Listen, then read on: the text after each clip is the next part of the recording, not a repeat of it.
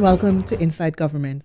I'm your host, Giselle Misudan York, and in this edition, we will be speaking to two dynamic women who play an important role in identifying, preserving, and securing St. Maarten's intangible cultural history.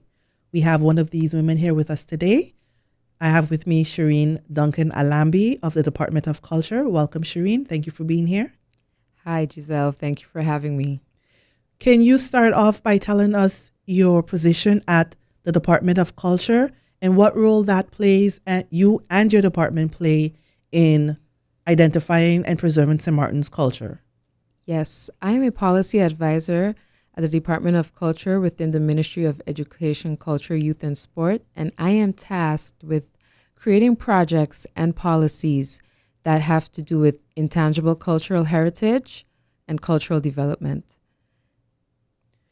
Okay, thank you for that. You are also co-chair of St. Maarten's Intangible Cultural Heritage Committee. Can you tell us about that committee? What do you do? Well, first off, let's start with, can you tell us what is intangible cultural heritage? Yes, intangible cultural heritage is the aspect of culture that is passed on via generations, and it's intrinsic, so it cannot be touched, and it's living heritage. There are 5 domains in intangible cultural heritage, and they are oral traditions, performing arts, social practices and rituals, traditional craftsmanship, and knowledge concerning the universe and nature. All right. So as part of this committee, can you tell us what do you do? You are a co-chair. Can you maybe tell us about your other co-chair and the other members of this committee and give us some insights into what sorts of things the committee does? The ICH committee or work group currently consists of myself, Ms. Marcelia Henry, Secretary General of UNESCO, Ms. Clara Reyes, Co-Director of NIA and Community Representative, Mr. Ralph Cantav, the Youth Representative and author, and Mr. Yume Dormoy, Cultural Community Organizer and Practitioner. Our task is to create opportunities and initiatives and projects to identify, document, safeguard, and inventorize St. Maarten's intangible cultural heritage. And with that, we have to create awareness programs so that the public can understand exactly what ICH is, that's the abbreviation, and what it means to a country when it's properly preserved and maintained. So Shireen, you just listed a few different elements that encompass what intangible cultural heritage is. But can you break it down a little further for our radio listeners and television viewers? How exactly do we identify what is our intangible cultural heritage? Oral traditions consist of the use of speech and language to pass on heritage, such as storytelling and poetry, all in one's mother tongue, would be considered an ICH practice. Performing arts can be anything from dance to the making of music or the playing of music during any given event. Social practices and rituals are anything that a group of persons in a community does in a ritualistic manner, such as baptisms, weddings, and specific things that we do during that time. Traditional craftsmanship consists of the creating of arts and crafts in a traditional manner, and knowledge about the universe and nature are incorporating natural ways of living into our daily lives. And how does the committee go about gathering information or identifying information to be put on this list? Do you speak to people? Is there some sort of knowledge based in a book or a law? How does your committee identify these cultural pieces? Well, in 2010, St. Maarten signed on to the 2003 UNESCO Convention on Safeguarding ICH. And in that convention, it states that we have to put in certain measures to identify, inventorize, and eventually safeguard our national heritage. So we have to meet with people, do a lot of face-to-face interviews, focus groups, as well as national consultations with practitioners and tradition bearers in order to discover what we have and discover how we can move forward to preserve it. And what happens to all of this information once it's been gathered? What happens next? What goes on next? Well, we held a island-wide survey, and from that survey, we collected results and then we analyzed the results to place it in a national inventory. Within that national inventory, there are a lot of elements mentioned. And once we produce this to our Honorable Minister, Silveria Jacobs, we will then present it on a higher level to Parliament. And once approved, we can publish this as the first edition of St. Maarten'S National Intangible Cultural Heritage Inventory. You listed off quite a few items just now, things that can be considered our national cultural heritage or intangible cultural heritage. Are there any items in particular that your committee is looking at as maybe one of the first things that you would like to be placed on this list? Yes, the ICH committee has identified the Punam dance as one of the first elements to nominate. But we have several others as well, such as celebrations during Emancipation Day and St. Martin Day, such as the cultural parade. Once anything becomes a habit, it can automatically be considered ICH. And the use of our herbs in bush tea, it's also considered ICH. But the first element we want to nominate is the Punam dance. Is there a timeline by which you'd like to have any of these items nominated and placed on this list? And exactly what is that process like to get something placed on a list? We're talking about the United Nations, so it's international. So I can imagine there's quite a bit of work involved with that. Yes, our timeline is anywhere from 6 months to complete the national inventory document to 2 years, which is actually nominating an ICH element and getting it represented on the Dutch Kingdom list. Because we are part of the Dutch Kingdom, so we have to get it on the Netherlands ICH inventory.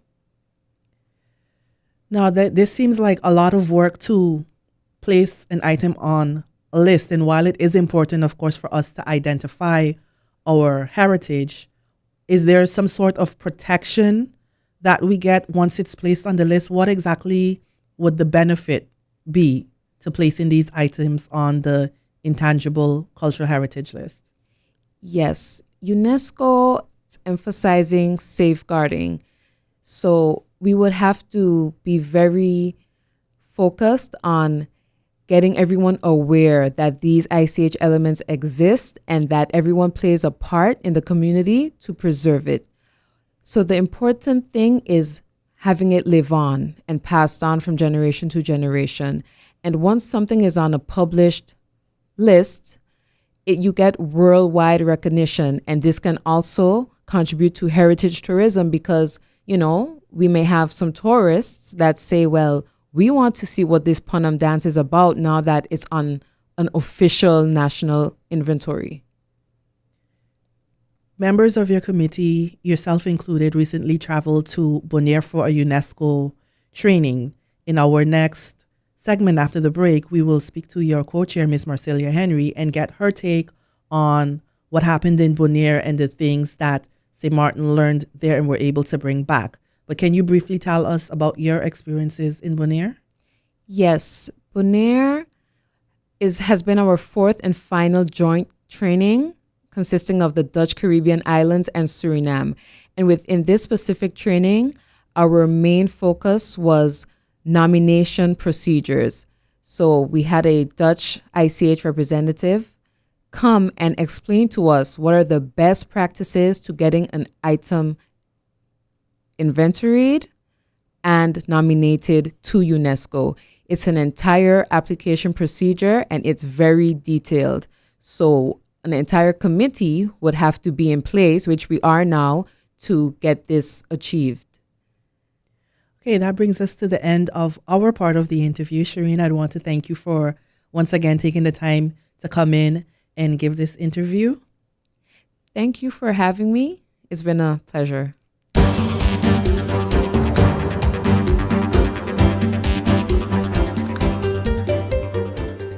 welcome back to Inside Government. We're here with Miss Marcelia Henry, and Marcelia is the Secretary General for the St. Maarten National Commission for UNESCO. Welcome, Marcelia. Thank you for inviting me to the program this afternoon. So first off, can you just give us a brief overview of what is the St. Maarten National Commission for UNESCO and your role there? Yes, the St. Maarten National Commission for UNESCO is the office on St. Maarten that advocates and promotes the mission and vision of UNESCO as it relates to education, culture, science, communication, and information. So my role on St. Maarten is to ensure that those areas that are relevant to St. Maarten as it relates to UNESCO are brought to the community or brought to the schools or brought to the various ministries and civil society of St. Maarten. So that is one of my main goals as the Secretary General for UNESCO. Thank you. As part of your duties, you are one of the co-chairs of the Intangible Cultural Heritage Committee. Your group recently traveled to Bonaire along with Mrs. Shireen Alambi-Duncan and Miss Clara Reyes. Can you give us, in your view, your experiences of what happened in Bonaire? Well, I have to say that trip to Bonaire and the training in particular was very good. It was very good in the sense that we were able to understand the process of having your intangible cultural heritage inventorized, meaning that the importance of knowing what your cultural heritage is essential. So that training brought that point back to the forefront.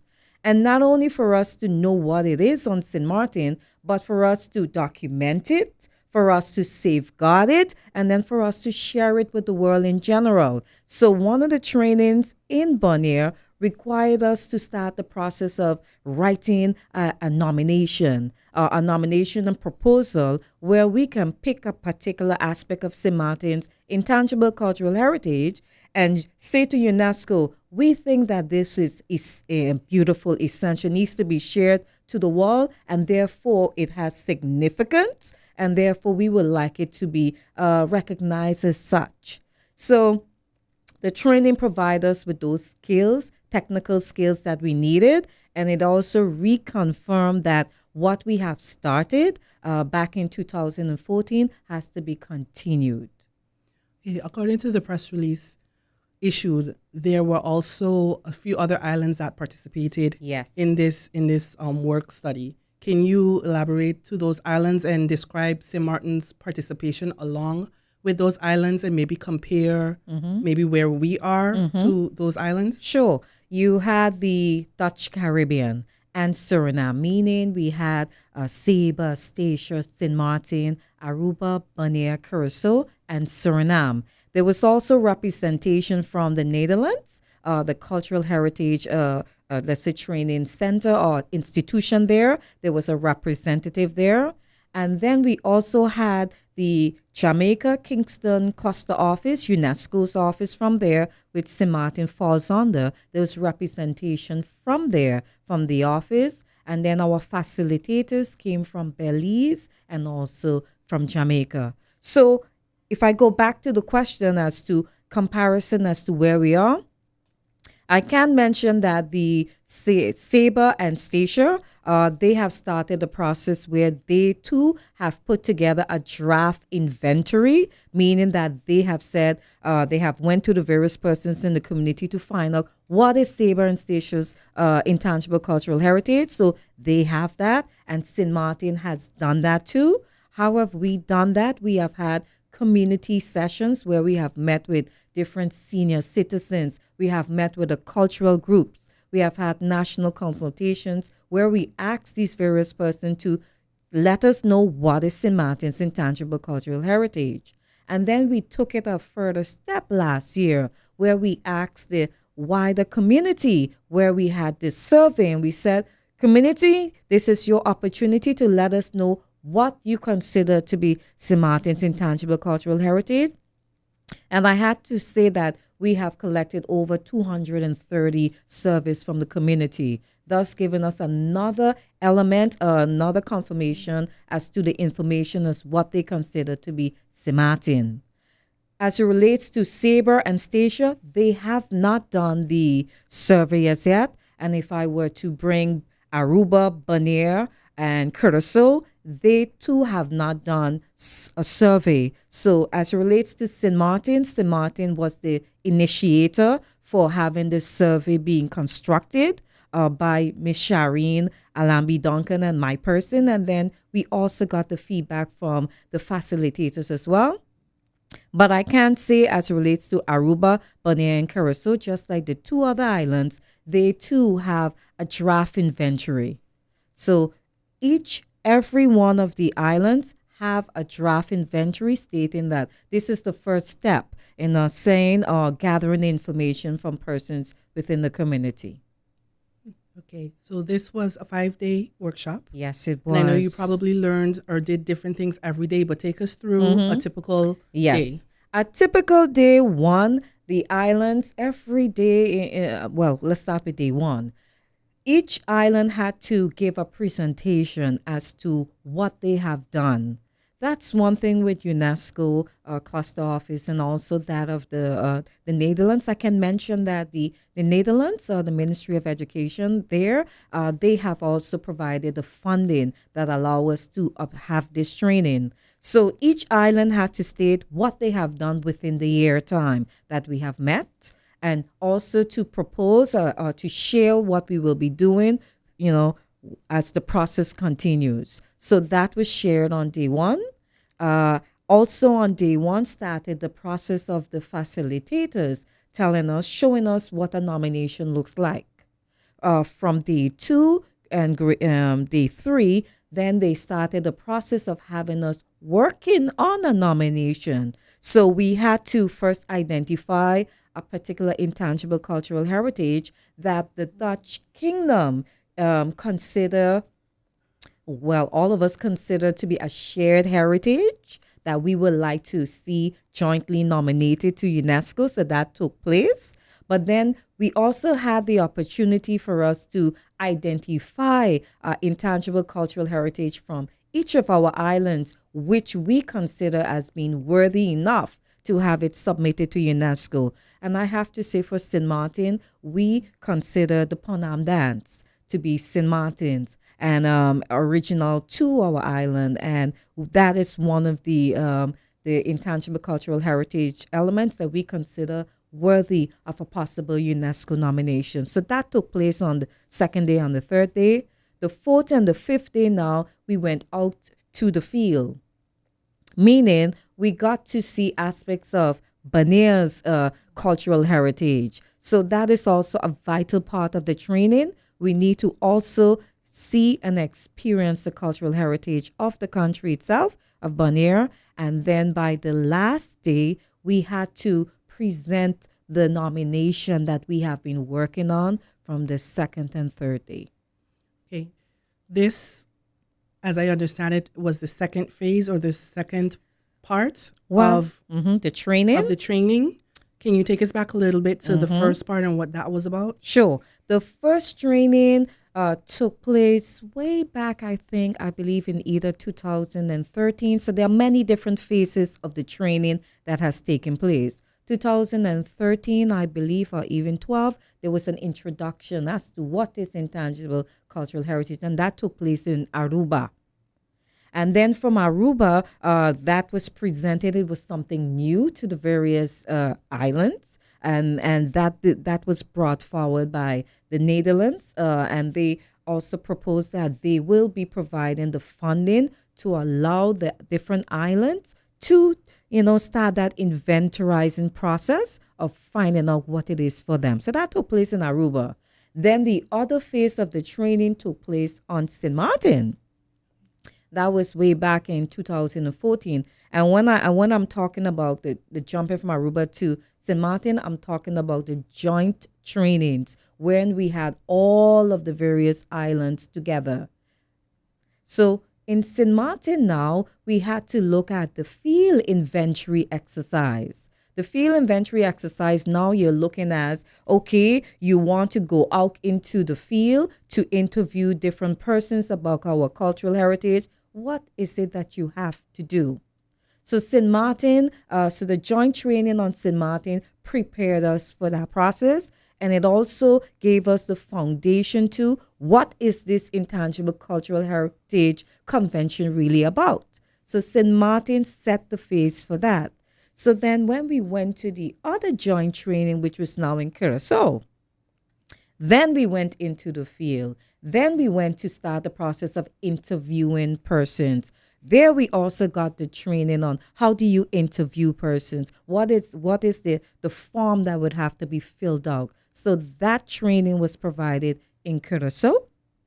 And then this particular training that was provided in Bonaire now, okay, you have gotten all of those training. Now, how do you do a nomination? So the nomination part has taken place now in Bonaire. So it has brought us through the process. What is Intangible Cultural Heritage Convention, what it entails, how do you, the importance of having an inventory, how do you go about approaching your community to get that information from the community, because that's vital.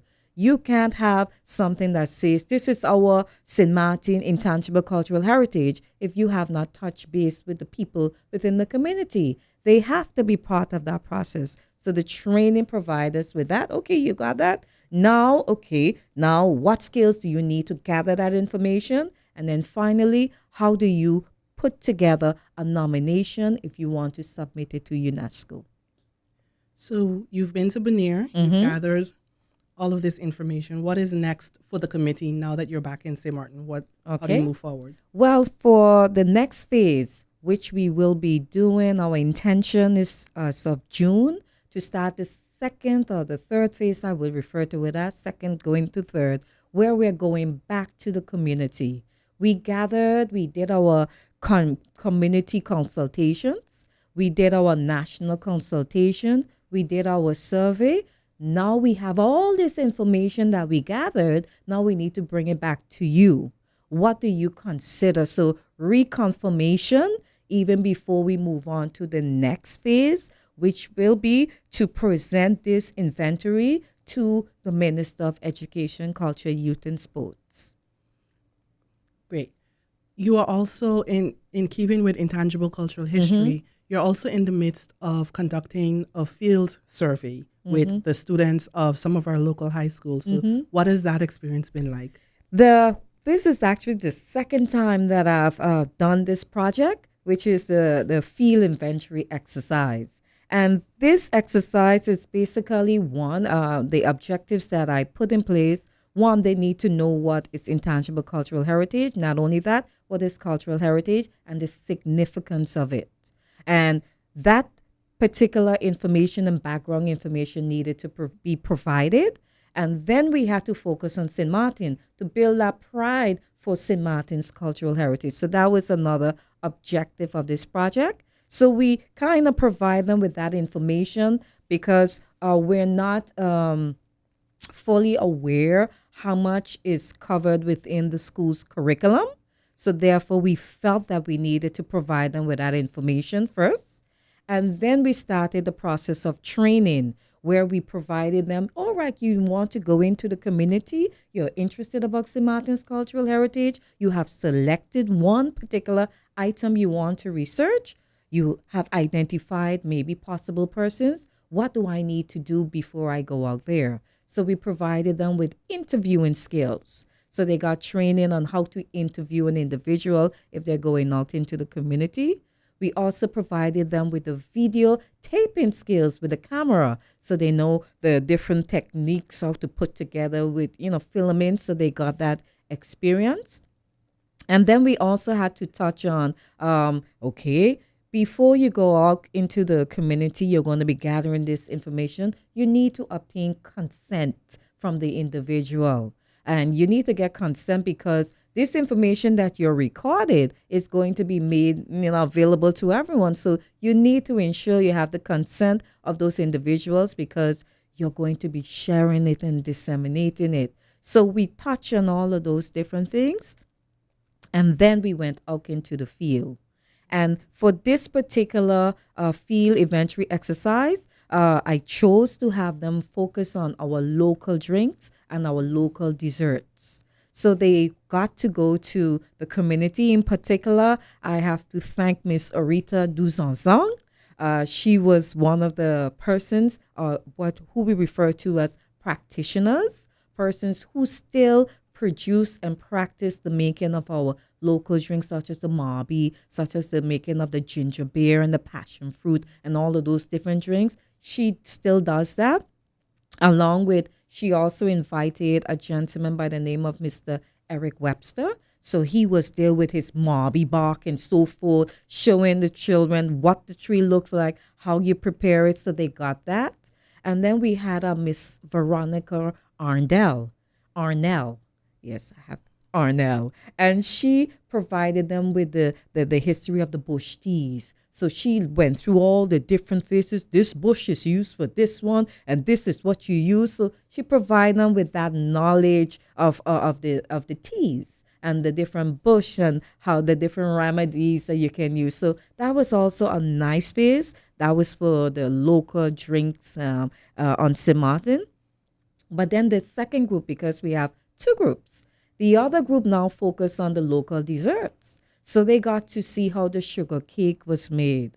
They also got to see how to make the different tarts, whether the one in the pan, the one in the flip over, and you make the tart, make like a little patty. And so they got to see that other aspect. So for this project, I chose these two particular intangible cultural elements of St. Maarten because I felt it would be fun for these young people and also to provide them with knowledge and then also to pique their interests as well. Who knows, from this group of students, who might become the next maker of the marby, put a little twist on it, or who might become the next expert in the sugar cake making and the tart, or maybe expand and go into the pudding and all of those different other local desserts and drinks. So, and we're going to be wrapping it up soon, where we are going to have them give us the opportunity to get their feedback on the project, because it is the intention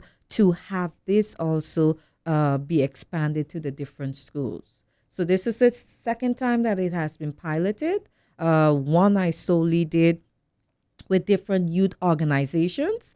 This time we have done it with a particular schools. So we had Charlotte Brookson, and we had some students from St. Dominic, and also St. Maarten Academy. So we want to take it out to the different schools, let's say, during the next school year.